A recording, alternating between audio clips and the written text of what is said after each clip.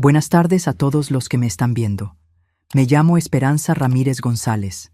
Tengo 83 años y nací en un pequeño pueblo de Oaxaca en 1942.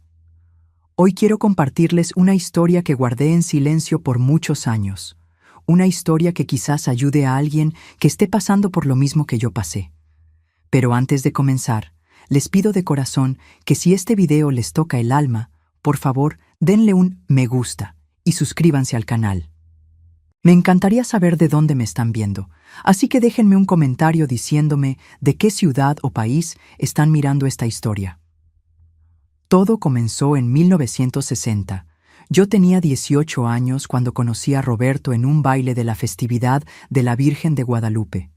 Era un hombre guapo, trabajador, con una sonrisa que me hacía temblar las rodillas. Me enamoré como solo una jovencita puede enamorarse, con todo el corazón y sin reservas. En aquellos tiempos, las mujeres éramos criadas para ser esposas y madres, nada más. Mi madre me repetía siempre: Esperanza, aprende a cocinar bien, a mantener limpia una casa y a complacer a tu marido. Es todo lo que necesitas saber en esta vida. Nos casamos 6 meses después de conocernos. Recuerdo mi vestido blanco, sencillo, que mi madre y yo cosimos a mano durante semanas. Recuerdo las flores del altar, el olor a incienso, la música de la pequeña banda del pueblo. Recuerdo la felicidad en mi corazón mientras caminaba hacia el altar. Qué ingenua era yo entonces, qué llena de sueños, qué ciega ante lo que vendría después. Los primeros meses fueron hermosos. Roberto trabajaba en la construcción y traía buen dinero a casa. Yo cocinaba, limpiaba, esperaba su regreso con la comida caliente en la mesa. Por las tardes, me sentaba en el portal de nuestra pequeña casa y cosía. Siempre me gustó coser. Mi abuela me había enseñado desde niña, y yo tenía un don especial para ello. «Tienes manos de ángel», me decía mi abuela cuando veía mis puntadas tan perfectas y pequeñitas. Pero todo cambió cuando quedé embarazada de nuestro primer hijo. Roberto comenzó a llegar tarde a casa.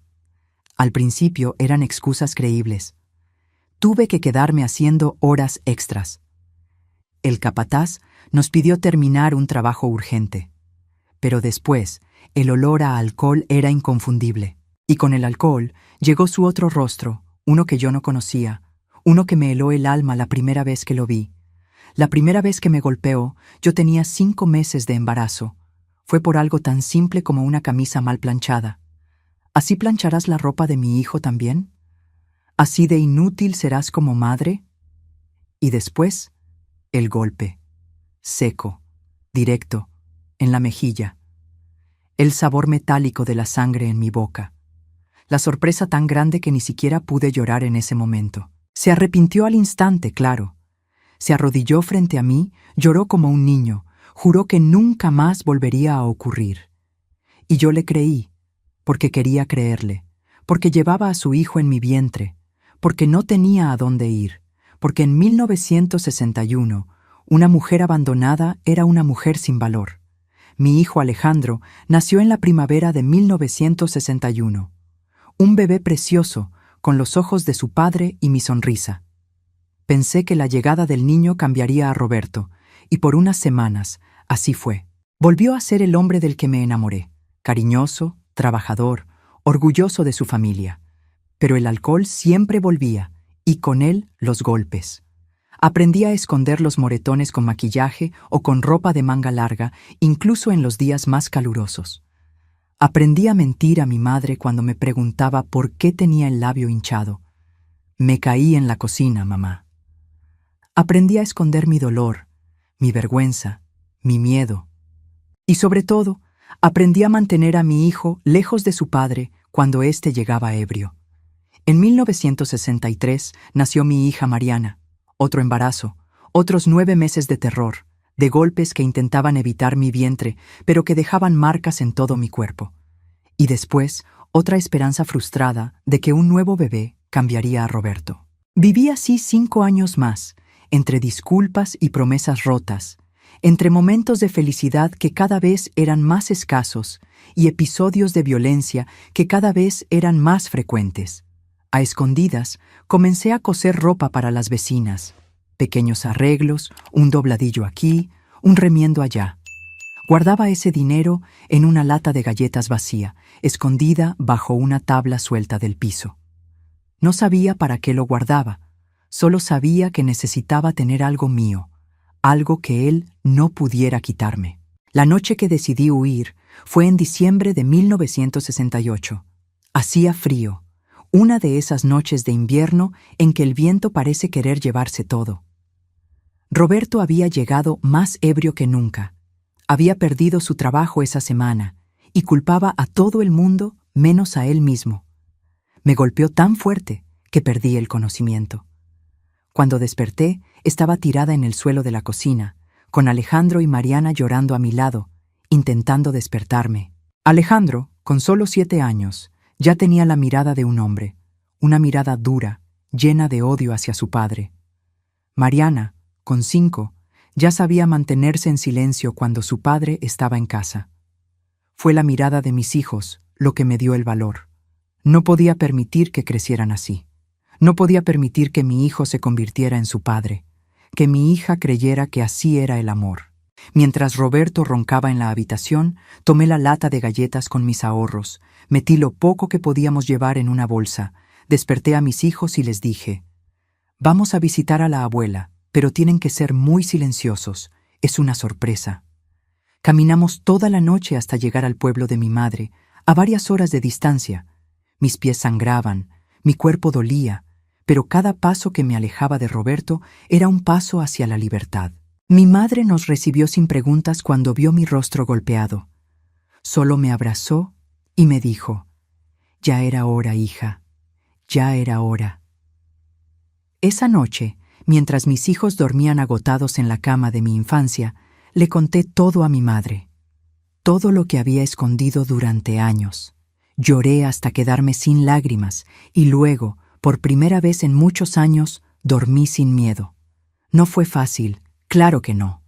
Roberto me buscó, vino al pueblo, amenazó, suplicó, prometió cambiar. Mi padre, un hombre de pocas palabras pero de convicciones firmes, lo enfrentó con una escopeta y le dijo que si volvía a acercarse a mí o a mis hijos, sería lo último que haría en esta vida.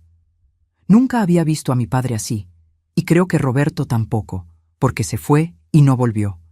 Así comenzó mi nueva vida. Con 26 años, 2 hijos pequeños, sin marido, en un pueblo donde todos murmuraban a mis espaldas. La abandonada, me llamaban algunas mujeres. La que no supo mantener a su marido, decían otras. Pero yo ya no tenía miedo. Ya había enfrentado lo peor.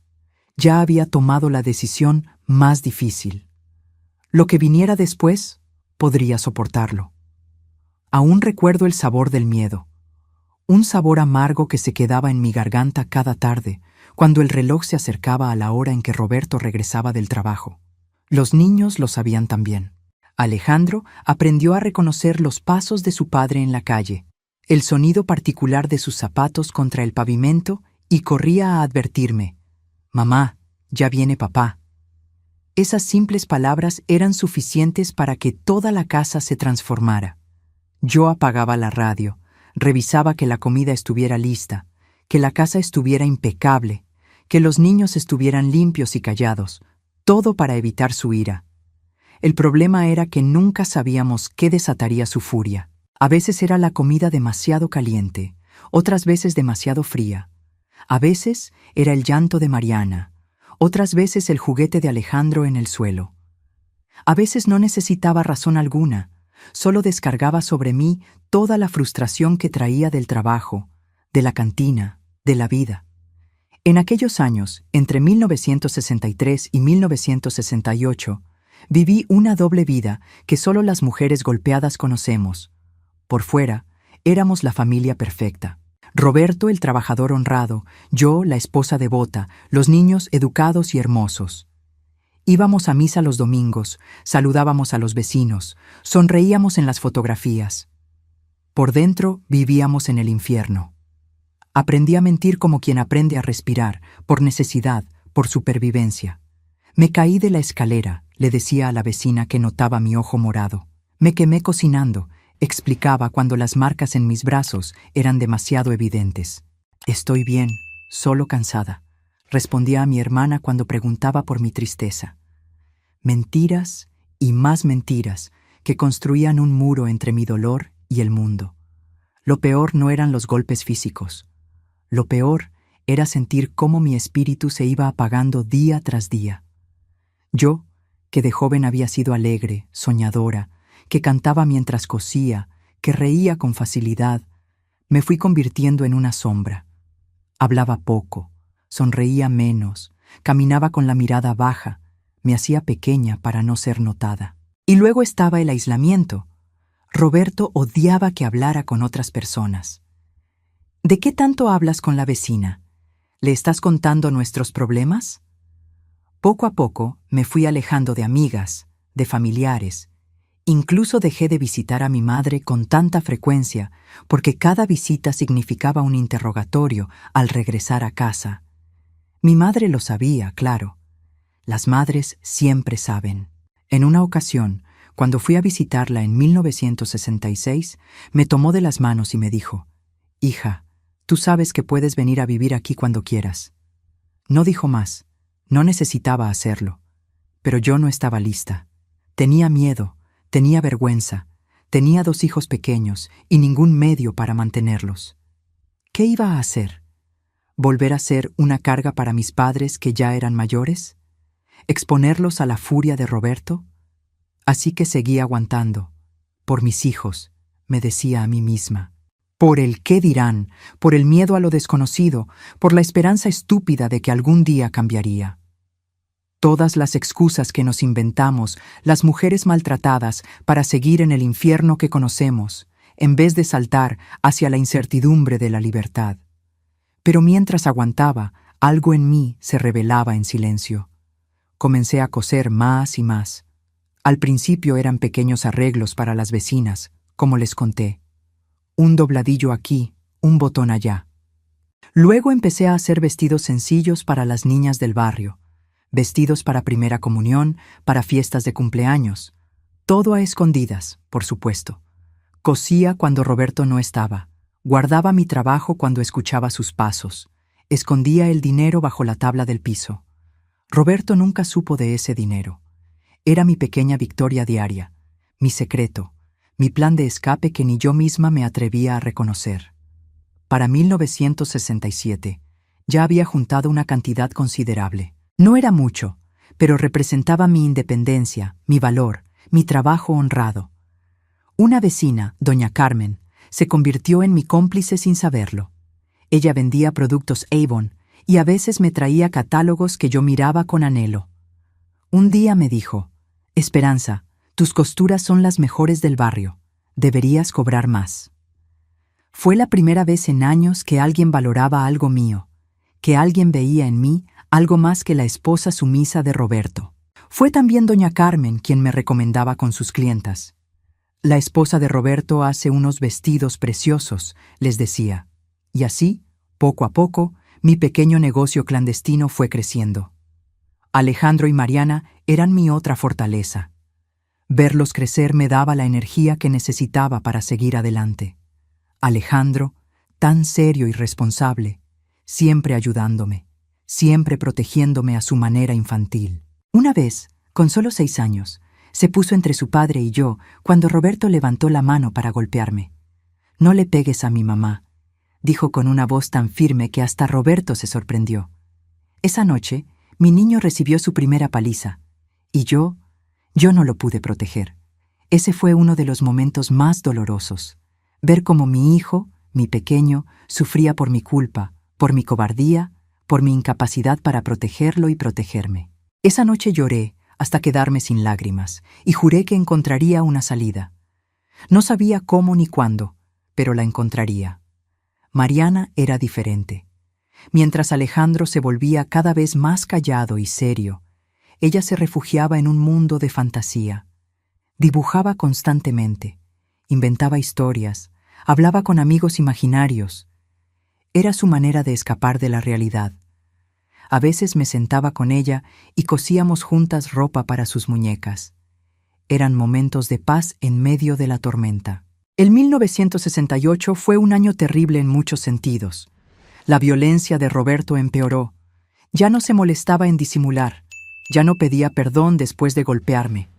Bebía más, trabajaba menos. El dinero comenzó a escasear y con ello aumentaron las peleas. Una noche de julio, después de una paliza particularmente brutal, cuando los niños ya dormían, me miré al espejo del baño. Apenas reconocí a la mujer que me devolvía la mirada. Tenía el labio partido, un ojo casi cerrado por la hinchazón, marcas de dedos en el cuello. Pero lo peor era la mirada vacía, derrotada. ¿Hasta cuándo, Esperanza?, me pregunté en voz baja. ¿Hasta que te mate? ¿Hasta que lastime gravemente a los niños? Y por primera vez me atreví a imaginar una vida sin Roberto. Una vida donde yo tomaba mis propias decisiones, donde mis hijos crecían sin miedo, donde volvía a ser aquella joven que soñaba con un taller de costura propio. Ese fue el comienzo del fin. Empecé a planear mi escape en secreto. Cada noche, cuando todos dormían, sacaba mi dinero escondido y lo contaba. Comencé a guardar también algunas prendas de los niños, documentos importantes, todo lo que necesitaríamos para empezar de nuevo. Y entonces llegó aquella noche de diciembre que les conté, cuando la violencia de Roberto y el miedo en los ojos de mis hijos me dieron el valor final para huir. Lo que nunca les conté es lo que sentí al caminar por aquel camino oscuro, alejándome de la casa que había sido mi prisión por 8 años. Sentí miedo, mucho miedo, pero también sentí algo que había olvidado: dignidad. Con cada paso que daba, con mis hijos de la mano, iba recuperando algo de la esperanza que fui antes de Roberto, antes de los golpes, antes del miedo. Recuerdo que en algún momento de esa larga caminata, Mariana tropezó y comenzó a llorar. La cargué en brazos a pesar del dolor de mis costillas probablemente rotas, y le susurré al oído: «Ya no llores, mi niña. Vamos a comenzar una vida nueva, una vida sin gritos, sin golpes, te lo prometo». Y mientras las estrellas iluminaban nuestro camino hacia la casa de mi madre, sentí que esas palabras no eran solo para consolar a mi hija. Eran una promesa para mí misma. Una promesa que, les juro por Dios, estaba decidida a cumplir, aunque fuera lo último que hiciera en esta vida. Llegamos a casa de mi madre esa madrugada de diciembre de 1968, los tres temblando de frío y de miedo. Yo, con el rostro hinchado y moretones por todo el cuerpo. Mis hijos, con los ojos llenos de preguntas que no se atrevían a formular. Mi madre nos abrió la puerta sin hacer preguntas. Solo nos abrazó, nos dio chocolate caliente y preparó la cama donde dormí durante toda mi infancia. La primera semana en casa de mis padres fue extraña. Una mezcla de alivio y terror. Alivio por no tener que estar pendiente del sonido de esos pasos en la calle, por no tener que medir cada palabra, cada gesto. Terror porque sabía que Roberto vendría a buscarnos, y porque no tenía idea de qué haría con mi vida ahora. Mi padre, don Miguel, era un hombre de pocas palabras. Nunca habló directamente sobre los moretones en mi cara o sobre por qué habíamos llegado en medio de la noche. Solo me dijo una mañana, mientras tomábamos café en la cocina: «Esta es tu casa, hija. Tú y los niños pueden quedarse todo el tiempo que necesiten». En su voz había una mezcla de tristeza y determinación que me dio más consuelo que 1000 palabras de lástima. Como les conté, Roberto sí vino a buscarnos, primero con regalos y promesas, luego con amenazas. Mi padre lo enfrentó aquella vez con la escopeta y Roberto no volvió más, pero su sombra seguía presente. Durante meses me sobresaltaba con cada ruido en la calle, temiendo que fuera él quien regresaba para cumplir sus amenazas. La Navidad de 1968 fue sencilla pero pacífica. Mi madre preparó tamales, pusimos un pequeño nacimiento, cantamos villancicos. Los niños sonrieron más en esos días que en todo el año anterior. Yo intentaba encontrar mi lugar, mi propósito. Ayudaba a mi madre con las tareas del hogar, pero sentía que era una carga, que había regresado a ser la niña que fui, no la mujer que debía ser. Un día, a principios de enero de 1969, mi padre llegó con una caja grande envuelta en papel periódico. «Es para ti», me dijo con esa media sonrisa que reservaba para las ocasiones especiales. Desenvolví el paquete con cuidado y casi me desmayo de la emoción. Era una máquina de coser Singer, usada pero en perfecto estado. La conseguí con don Matías, el de la tienda de empeños, explicó mi padre. Dijo que nadie la había reclamado en años y me hizo buen precio. Mis manos temblaban al tocar la máquina. Era más moderna que cualquiera que hubiera usado antes. Negra, brillante, con pedal y un mueble de madera donde podía guardar hilos y telas. «Papá», comencé a decir, con lágrimas en los ojos. «Tú sabes coser mejor que nadie en este pueblo», me interrumpió, «y necesitas ganarte la vida para ti y para tus hijos». No dijo más. No necesitaba hacerlo. Esa máquina de coser fue el primer ladrillo de mi nueva vida. La instalé en un rincón de la sala de mis padres, cerca de la ventana para aprovechar la luz natural. Primero comencé haciendo arreglos sencillos para los vecinos, dobladillos, zurcidos, botones. Cobraba poco, pero era mi dinero, ganado con mis manos, sin tener que esconderlo bajo una tabla del piso. Una tarde, doña Soledad, la esposa del alcalde, vino a casa con una tela preciosa. «Me dijeron que haces maravillas con la aguja, Esperanza», me dijo. «Quiero un vestido para la boda de mi sobrina». Era mi oportunidad y lo sabía. Me esmeré como nunca en ese vestido. Cada puntada perfecta, cada pliegue en su lugar. Cuando doña Soledad se lo probó, su rostro se iluminó. «Es más hermoso de lo que imaginé», exclamó, y luego agregó las palabras que cambiarían mi destino. «Todas mis amigas te van a querer conocer». Y así fue. Pronto empecé a recibir encargos de las señoras más importantes del pueblo. Vestidos para bodas, para quinceañeras, para bautizos. Mi fama comenzó a crecer, y con ella, mis ingresos. Para la primavera de 1969 ya ganaba lo suficiente para contribuir a los gastos de la casa de mis padres y ahorrar un poco. Alejandro y Mariana también florecieron en ese nuevo ambiente. Mi hijo se inscribió en la escuela del pueblo, y aunque al principio era callado y retraído, poco a poco fue haciendo amigos. Mariana, con su espíritu libre, se adaptó más rápido. Le encantaba sentarse junto a mí mientras cosía, pasándome alfileres, aprendiendo poco a poco los secretos de la aguja y el hilo. Mi madre me observaba con una mezcla de orgullo y preocupación. Una noche, mientras todos dormían, me confesó: «Tenía tanto miedo de que te quedaras con ese hombre hasta que te matara. Cada vez que te visitaba y veía tus ojos tristes, rezaba para que encontraras el valor de irte». Le tomé las manos y le dije: «Perdóname por no escucharte antes, mamá». Ella negó con la cabeza. «Cada quien tiene su tiempo para despertar, hija. Lo importante es que despertaste». El verano de 1969 trajo nuevos desafíos. Mi trabajo había crecido tanto que ya no cabía en el rincón de la sala. Cosía hasta tarde en la noche, y el ruido de la máquina a veces despertaba a mis padres. Necesitaba mi propio espacio, pero no tenía dinero suficiente para alquilar una casa. Fue don Eduardo, el carpintero del pueblo, quien me dio la solución. «Tengo un cuartito detrás de mi taller», me dijo un día que fui a llevarle un pantalón arreglado. «No es gran cosa, pero tiene buena luz y puedes usarlo para coser. A cambio, solo te pido que me arregles la ropa cuando lo necesite». Así conseguí mi primer taller de costura. Era pequeño, apenas cabían mi máquina, una mesa de corte y algunos estantes para telas e hilos. Pero era mío. Un espacio donde podía trabajar sin molestar a nadie, donde podía recibir a mis clientas con dignidad, donde podía soñar con el futuro. Los niños venían conmigo después de la escuela. Alejandro hacía sus tareas en un rincón, mientras Mariana dibujaba o jugaba con retazos de tela. A veces, cuando terminaba un vestido particularmente hermoso, lo colgaba en un maniquí improvisado y los tres nos quedábamos contemplándolo, orgullosos de lo que sus manos podían crear. Para finales de 1969 ya tenía una clientela fiel y un pequeño ahorro. Comencé a soñar con tener mi propia casa, un lugar donde mis hijos pudieran crecer sin depender de la caridad de mis padres o de don Eduardo. Pero el destino tenía otros planes. Una mañana de enero de 1970, mientras abría mi taller, vi a una mujer elegante parada frente a la puerta.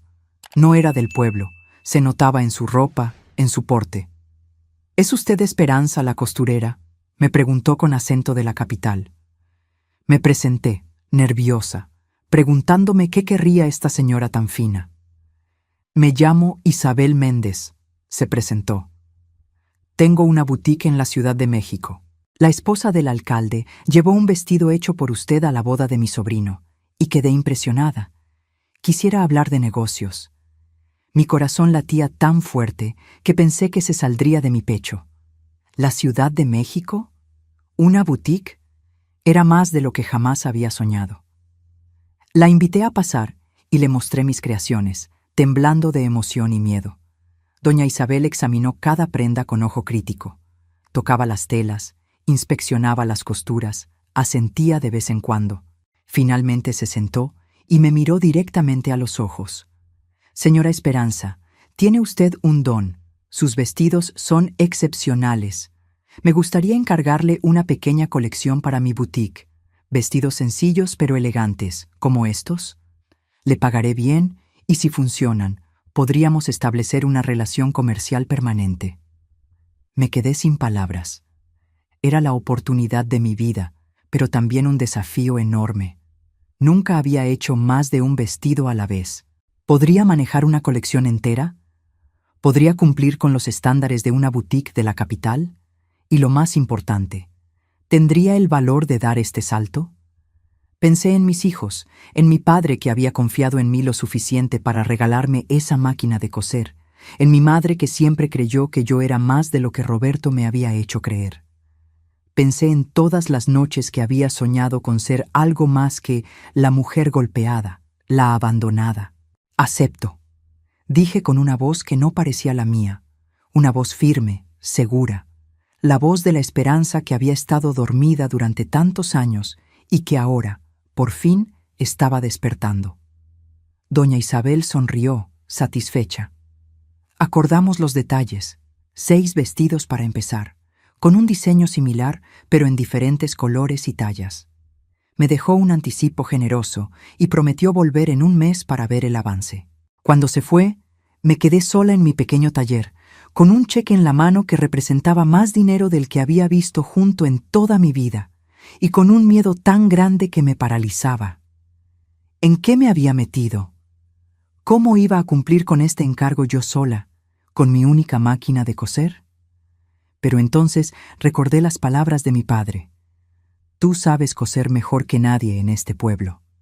Y supe que encontraría la manera. Tenía que hacerlo, por mis hijos, por mis padres, por mí misma, por la mujer que había encontrado el valor de huir una noche de diciembre y que ahora tenía el valor de perseguir un sueño. Lo que no sabía entonces es que ese encargo de doña Isabel sería solo el comienzo de un camino que me llevaría mucho más lejos de lo que jamás había imaginado.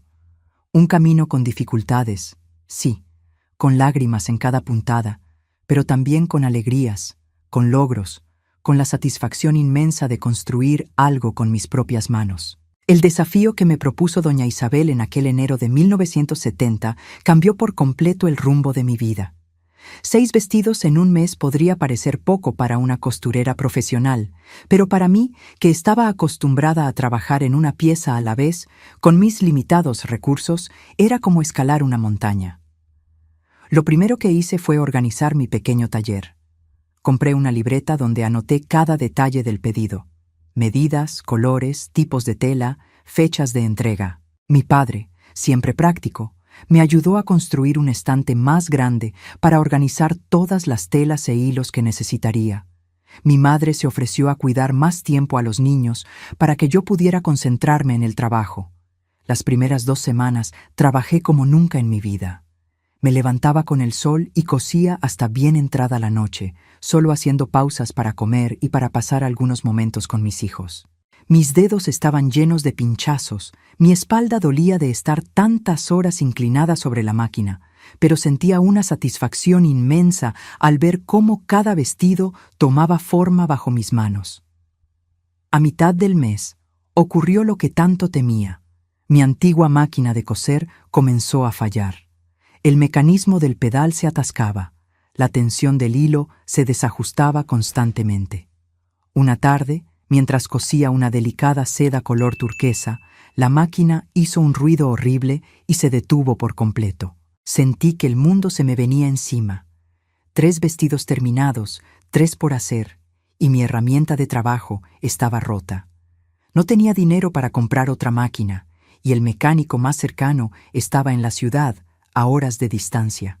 Me senté en el suelo de mi taller, y por primera vez desde que había huido de Roberto, lloré de desesperación. Fue Alejandro quien me encontró así. Mi hijo, con apenas 9 años, se arrodilló a mi lado y me abrazó sin decir palabra. Cuando logré calmarme, le expliqué lo que pasaba. Él me miró con esos ojos tan serios que había desarrollado viviendo con Roberto, y dijo algo que me dejó sin palabras. «Mamá, tú arreglaste nuestras vidas cuando estaban rotas. Seguro puedes arreglar una máquina». Esa noche no dormí. Saqué todas las piezas de la máquina. Las limpié una por una con un cepillo pequeño y aceite. Estudié cómo se conectaban entre sí. Nunca había desarmado una máquina, pero había remendado tantas cosas en mi vida que entendía los principios básicos de cómo funcionaban los objetos. Para el amanecer, había logrado reparar el mecanismo del pedal y ajustar la tensión del hilo. No era una reparación perfecta, pero funcionaría mientras conseguía ayuda profesional. Esa experiencia me enseñó algo crucial.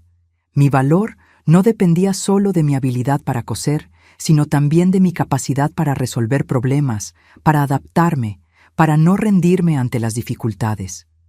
Roberto había tratado de convencerme durante años de que yo no valía nada, de que no podía hacer nada por mí misma. Cada vez que arreglaba algo roto, cada vez que encontraba una solución a un problema aparentemente imposible, era como coser una puntada más en la reparación de mi autoestima destrozada. Con la máquina funcionando de nuevo, me sumergí en el trabajo con renovada determinación. Dormía apenas 4 horas por noche. Comía junto a la máquina para no perder tiempo. Cuando mis ojos ya no podían enfocar la aguja por el cansancio, me detenía, descansaba 1 hora y volvía a empezar. Una semana antes de la fecha acordada con doña Isabel, terminé el último vestido. 6 piezas hermosas, cada una con un color distinto, cada una con el mismo diseño elegante pero sencillo que habíamos acordado. Los colgué todos juntos en un rincón del taller y contemplé mi obra con una mezcla de orgullo, asombro y absoluto agotamiento. Esa noche dormí 12 horas seguidas. Cuando desperté, mi madre me había preparado mi desayuno favorito: chilaquiles con crema y un chocolate caliente. «Estoy orgullosa de ti, hija», me dijo simplemente. Viniendo de mi madre, una mujer de pocas palabras y menos halagos, esa frase significó el mundo para mí. El día que doña Isabel vino a recoger su pedido, yo estaba tan nerviosa que no podía quedarme quieta. Repasé cada vestido 12 de veces, buscando imperfecciones, ajustando detalles minúsculos que nadie más notaría. ¿Y si no le gustaban? ¿Y si encontraba defectos? ¿Y si decidía que no tenía el nivel suficiente para su boutique? Toda la confianza que había ganado en las últimas semanas parecía haberse esfumado. Doña Isabel llegó puntual, elegante como siempre. Examinó cada vestido con ojo crítico, tocando las telas, mirando las costuras al detalle, probando cómo se movían.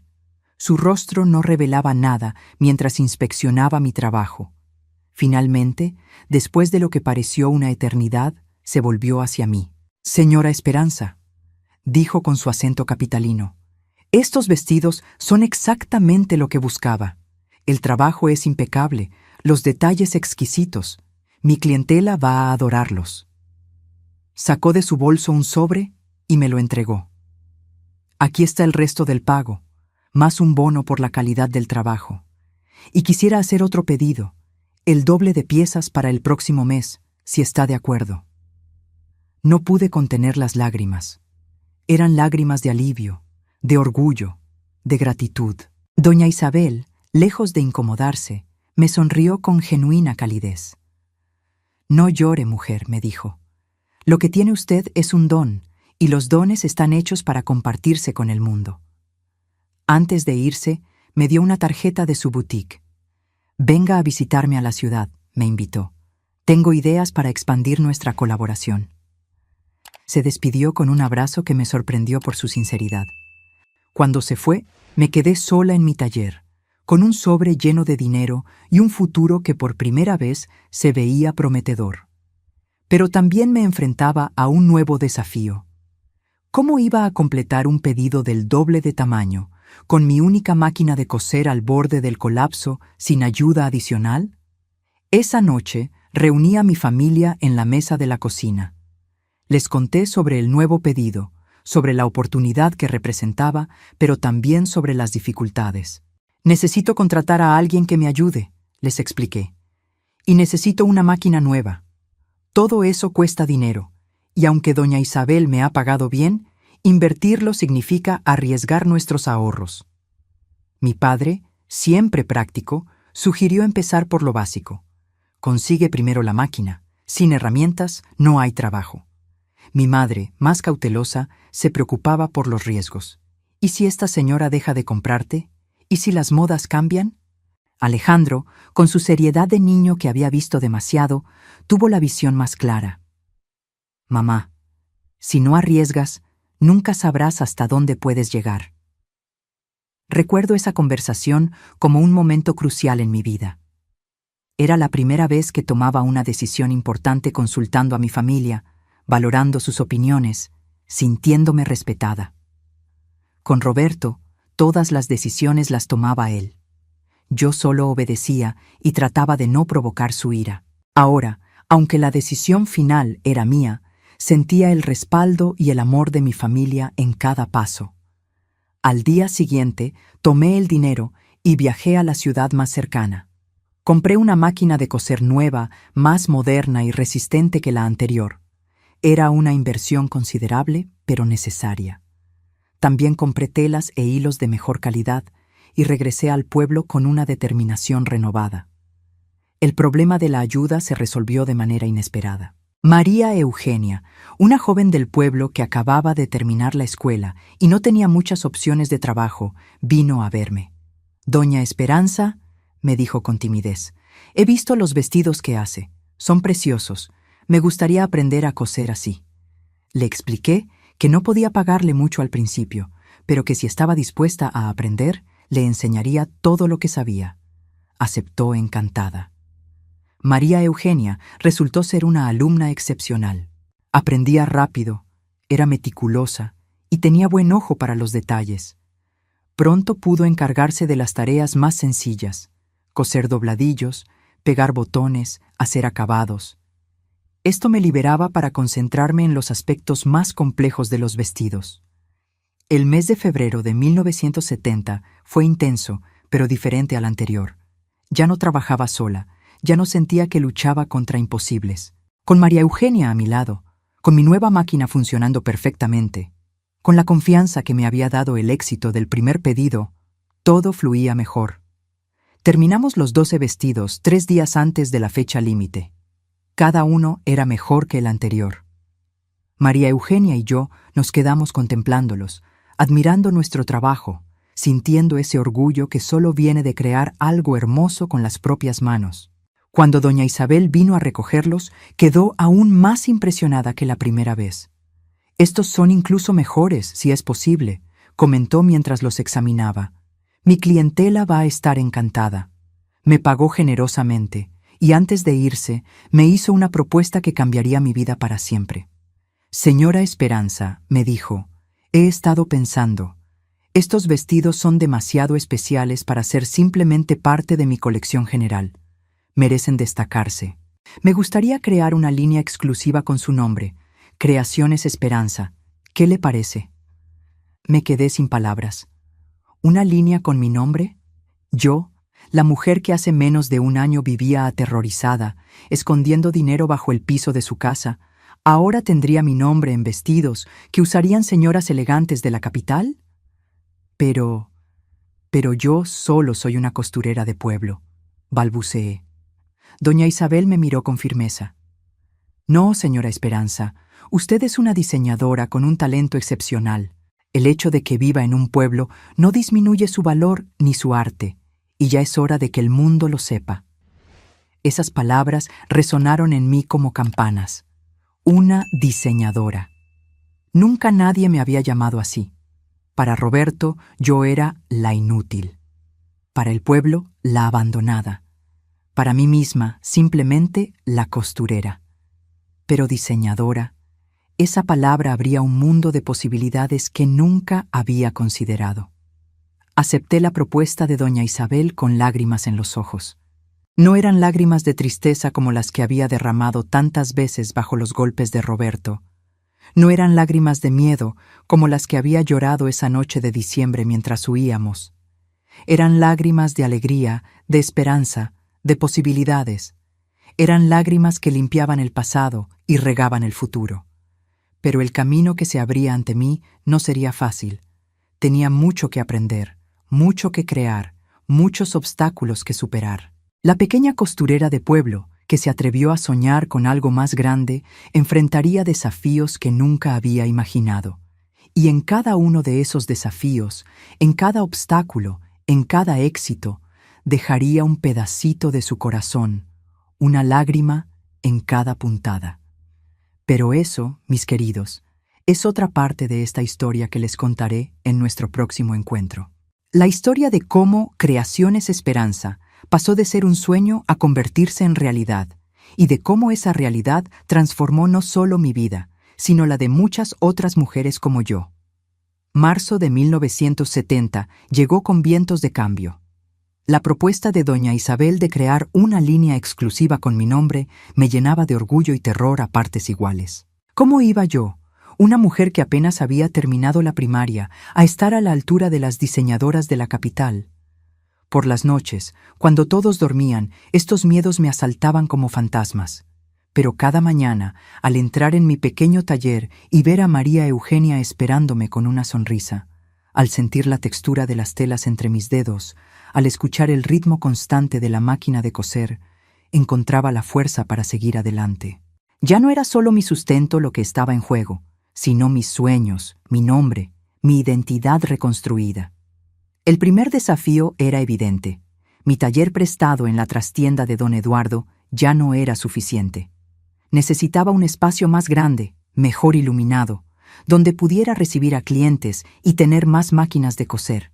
Necesitaba, por primera vez en mi vida, un lugar que fuera completamente mío. Una tarde, mientras caminaba con los niños por el pueblo, vi que la antigua panadería de doña Carmela estaba en venta. Había cerrado hacía meses cuando la anciana decidió mudarse con su hija a la capital. Era un local amplio, con grandes ventanales que dejaban entrar la luz, justo en la calle principal. Perfecto para un taller de costura, pero seguramente muy caro para mis posibilidades. Esa noche no pude dormir. Saqué mis ahorros y los conté una y otra vez. Tenía lo que doña Isabel me había pagado, menos lo que había gastado en la máquina nueva y en materiales. Era una suma considerable para alguien que un año antes no tenía nada, pero ¿suficiente para comprar un local? Imposible. Quizás podría alquilarlo, pero eso significaría un gasto mensual que comprometería mi capacidad de invertir en telas y contratar ayuda. A la mañana siguiente, con ojeras pero decidida, fui a hablar con don Martín, el dueño del local. Le expliqué mi situación, mi negocio creciente, mis planes para el futuro. Don Martín me escuchó con atención, fumando su pipa en silencio. «Doña Esperanza», me dijo finalmente, «conozco su historia. Todo el pueblo la conoce, aunque nadie hable de ello directamente. Admiro su valor y su trabajo duro. Le propongo un trato. Págueme la mitad ahora y el resto en cuotas mensuales durante 2 años. Si en algún momento no puede pagar, el local vuelve a mí. ¿Le parece justo?» Nunca olvidaré la sensación que tuve en ese momento. Era como si una mano invisible me estuviera levantando, sosteniéndome. Por primera vez sentí que mi comunidad, ese mismo pueblo donde había sido la abandonada, ahora me veía de otra manera. Me veía como una mujer de valor, de palabra, digna de confianza. Firmamos los papeles esa misma semana. El 15 de abril de 1970 recibí las llaves de mi propio local. Cuando abrí la puerta por primera vez como propietaria, con Alejandro y Mariana a mi lado, sentí un orgullo tan grande que apenas podía respirar. Los niños corrieron por el espacio vacío, sus risas rebotando en las paredes desnudas. «¡Es enorme, mamá!», exclamaba Mariana. «Podrías tener 10 máquinas aquí». La transformación del local llevó 2 semanas de trabajo intenso. Mi padre y algunos amigos suyos me ayudaron con las reparaciones necesarias. Pintamos las paredes de un suave color melocotón. Instalamos estanterías para las telas, mesas grandes para cortar los patrones. En el centro del local coloqué mi máquina de coser y, junto a ella, una nueva que había comprado para María Eugenia. En la parte delantera, creé un pequeño espacio de recepción con un sofá y una mesita donde las clientas podían esperar cómodamente. Y en la pared principal colgué un letrero que mi padre había tallado en madera: Creaciones Esperanza. La primera vez que lo vi allí, sentí que las lágrimas me ahogaban. Era real. Todo era real. La inauguración del taller fue un evento importante en el pueblo. No hice nada especial, solo abrí las puertas un lunes por la mañana, pero para el mediodía el local estaba lleno de mujeres curiosas, algunas con encargos, otras solo para ver. Doña Soledad, la esposa del alcalde, que había sido mi primera clienta importante, trajo flores y un pastel. «Para celebrar tu valentía», me dijo al oído cuando me abrazó. Los primeros meses fueron de ajustes y aprendizaje. María Eugenia y yo establecimos rutinas, dividimos tareas, aprendimos a trabajar juntas en el espacio más grande. Los pedidos regulares de doña Isabel para su boutique en la capital eran nuestra base económica, pero poco a poco fuimos recibiendo más encargos locales, vestidos para quinceañeras, para novias, para ocasiones especiales. Cada prenda que salía de nuestras manos era una tarjeta de presentación que atraía nuevas clientas. En julio de 1970, recibí una carta de doña Isabel que cambiaría nuevamente el rumbo de mi negocio. «Querida Esperanza», escribía, «los vestidos de su línea están teniendo un éxito extraordinario. Mis clientas preguntan constantemente por la mujer detrás de estos diseños. Me gustaría invitarla a pasar una semana en la Ciudad de México para que conozca la boutique, vea cómo se exhiben sus creaciones y quizás para presentarla a algunas clientas importantes. ¿Sería posible?». Mi primer impulso fue decir que no. ¿Yo en la Ciudad de México? ¿La pequeña Esperanza del pueblo, entre la gente elegante de la capital? Imposible. Pero luego pensé en todo lo que había logrado en menos de un año. Había huido de un marido abusador, había construido un negocio desde cero, había comprado mi propio local. ¿Por qué no podría enfrentar también este desafío? Le mostré la carta a mi familia. Mi madre se preocupó por los niños. ¿Quién los cuidará? Mi padre se preocupó por el viaje. La capital es peligrosa para una mujer sola. Pero fue Alejandro, mi sabio niño de 9 años, quien dijo las palabras decisivas: «Mamá, tú siempre dices que hay que ser valiente. Esta es tu oportunidad de ser valiente otra vez». Así que acepté la invitación. Dejé a los niños al cuidado de mis padres, a María Eugenia a cargo del taller, y tomé el autobús hacia la Ciudad de México por primera vez en mi vida. El viaje fue largo y aterrador. Cada kilómetro que me alejaba de mi pueblo, de mi zona de seguridad, me llenaba de dudas. ¿Estaba cometiendo un error? ¿Estaba siendo arrogante al pensar que podía competir en el mundo de la moda? Pero cuando llegué a la boutique de doña Isabel en la colonia Roma y vi mis vestidos exhibidos en los maniquíes, con etiquetas que decían «Creaciones Esperanza», todo miedo desapareció. Eran hermosos, eran míos, y la gente los admiraba, los tocaba, los compraba.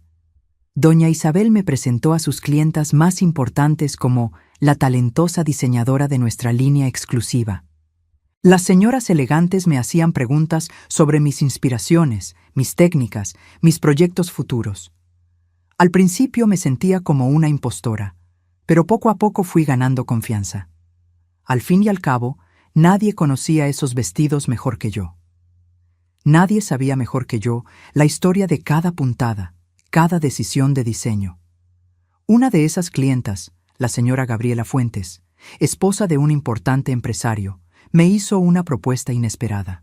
«Señora Esperanza», me dijo mientras admiraba un vestido color lavanda. «Mi hija se casa en diciembre y estoy buscando a alguien que le diseñe un vestido de novia único. No quiero algo de catálogo. Quiero algo especial, personal. ¿Estaría interesada?» Un vestido de novia para la hija de una familia adinerada de la capital. Era el encargo más importante que había recibido en mi vida. Le expliqué que tendría que viajar al pueblo para hacerlo, que necesitaría tomar medidas, hacer pruebas. La señora Fuentes desestimó mis preocupaciones con un gesto elegante. «No hay problema. Paola puede viajar a su taller. De hecho, creo que será una experiencia encantadora para ella conocer el auténtico México, lejos de nuestras burbujas de privilegio». Regresé a mi pueblo una semana después con la cabeza llena de ideas, contactos nuevos y, sobre todo, con una confianza renovada en mi trabajo y en mi futuro. El taller me pareció diferente al volver, más pequeño, más provinciano, pero también más mío, más auténtico. María Eugenia me recibió con emoción y con noticias importantes.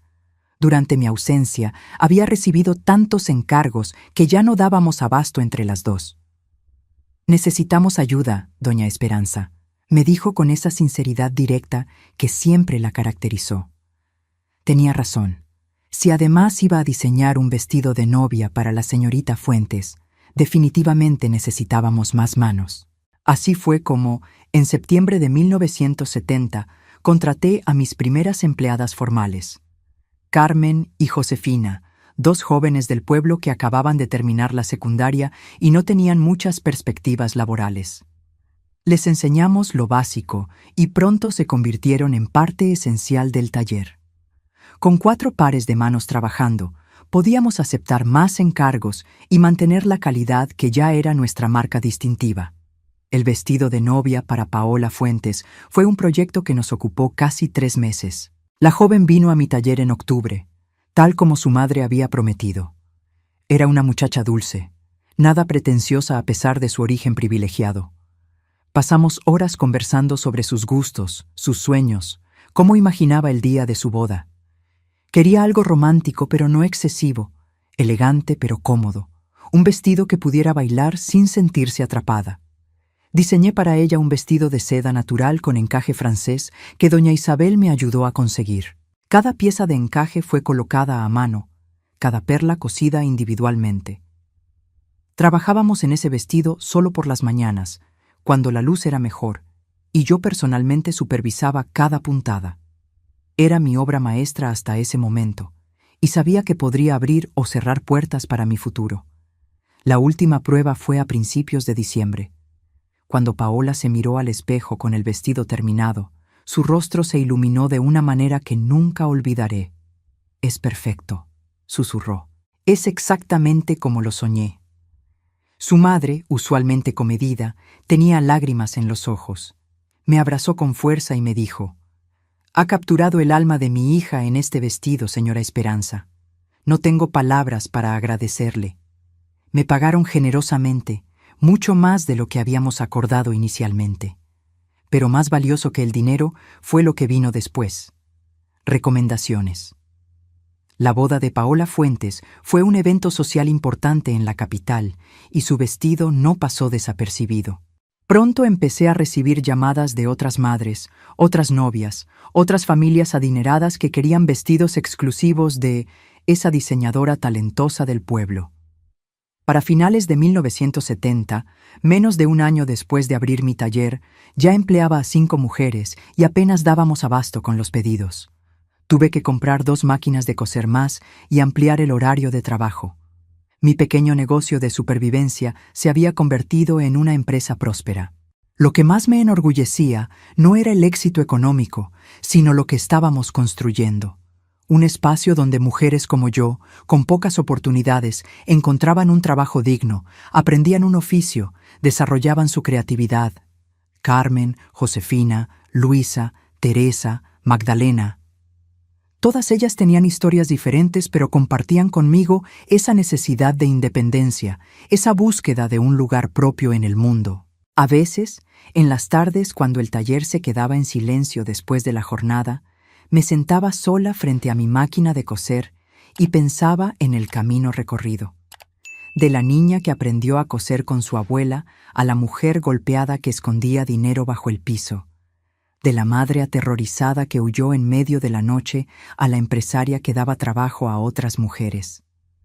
Cada etapa de mi vida, cada dolor, cada lágrima, cada decisión valiente me había traído hasta aquí. Y mientras mis dedos acariciaban la máquina que me había salvado la vida, comprendía que mi historia no era solo mía. Era la historia de tantas mujeres silenciadas, maltratadas, subestimadas, mujeres que, como yo, solo necesitaban una oportunidad, un punto de apoyo para demostrar su valor. El taller que construí con mis manos se convirtió en ese punto de apoyo para muchas. Y cada vestido que salía de él llevaba no solo mi nombre, sino también la promesa de que es posible reconstruirse, reinventarse, renacer de las cenizas del miedo y la violencia. Pero la historia de Creaciones Esperanza apenas comenzaba. Lo que sucedió en los años siguientes, cómo el pequeño taller se convirtió en algo mucho más grande, cómo las manos que una vez temblaban bajo los golpes aprendieron a moldear no solo tela, sino también destinos. Eso, mis queridos, es otra historia para otro día. Mis queridos amigos, gracias de corazón por acompañarme hasta el final de esta historia. A mis 83 años, compartir estas memorias ha sido como abrir un baúl guardado por décadas. Si algo pueden llevarse de mi relato, es que nunca es tarde para empezar de nuevo. Mi taller Creaciones Esperanza sigue existiendo, ahora dirigido por mis nietas que crecieron viendo a su abuela trabajar con dignidad. Para todas las mujeres en situaciones difíciles. Si yo pude hacerlo en 1968, ustedes pueden hacerlo hoy. Si les gustó esta historia, por favor den me gusta. Comenten qué parte tocó su corazón y suscríbanse al canal para más historias como esta. Recuerden, nuestras cicatrices no nos definen las decisiones que tomamos para ser libres. Hasta el próximo video.